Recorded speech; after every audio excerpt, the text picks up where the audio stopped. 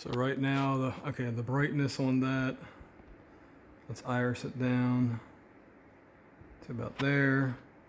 And see, if I had to, I would actually adjust the monitor brightness. You can't see it now. There it is. So the brightness, the LCD is this control right here.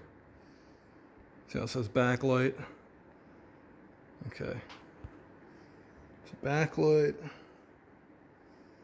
And I would just bring this down as much as I can so that it matches. But anyway, you see now it's a little, what's bright on the center part. It's about, I guess it could be a little bit brighter.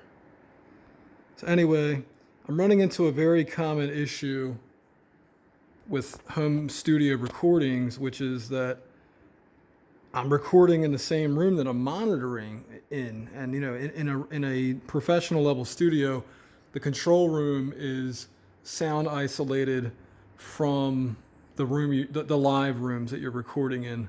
So right now I'm having an issue where this is my headphone control, and it's cranked up as loud as I can get it, but I still can't hear it. So the trick I'm going to do, and it's not 100%, is under my audio input. Now, if I was using a mixing board, this would be the gain control, not the fader, the gain control, because the actual fader on this camera is right here. Now, you can't see it anymore. This camera is so old, and this is rubbed off, but it says audio level, channel 1, channel 2, and these two controls act as faders, and this menu control acts as a gain control. So this is actually the more important control.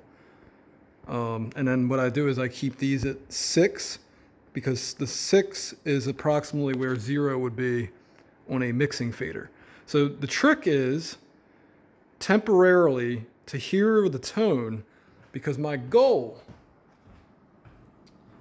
I need to adjust these controls, or I need to adjust these controls so that I get a good sound coming through the microphone.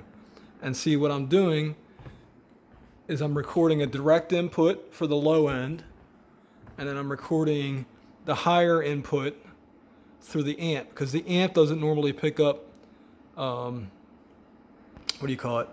It doesn't normally pick up the lower end. It's just, for whatever reason, that's just how it goes. So the way engineers have solved that problem is you get the low end with your direct input. I'm not saying that doesn't get recorded, the higher end, but then you combine them later on, and you have to make sure the phase is good, that they're time aligned. You know, usually it's just a few milliseconds. But anyway, I want to get the amp as good as I can get it, because instead of EQing, you know, with an EQ after the fact, after it's been recorded, this is my EQ right now. And this is my EQ right now. And this is my gain before this. But I think -23 on the camera is going to have low enough noise. Now, the one thing I haven't taken care of is turning that off. That's the last step. Turning that off, because this is the air conditioner, and it's still pretty hot where I live.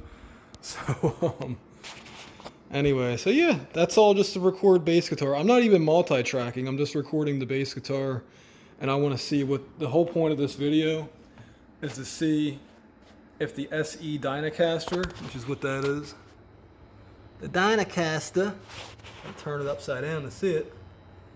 The Dynacaster, is this a decent enough bass amp mic?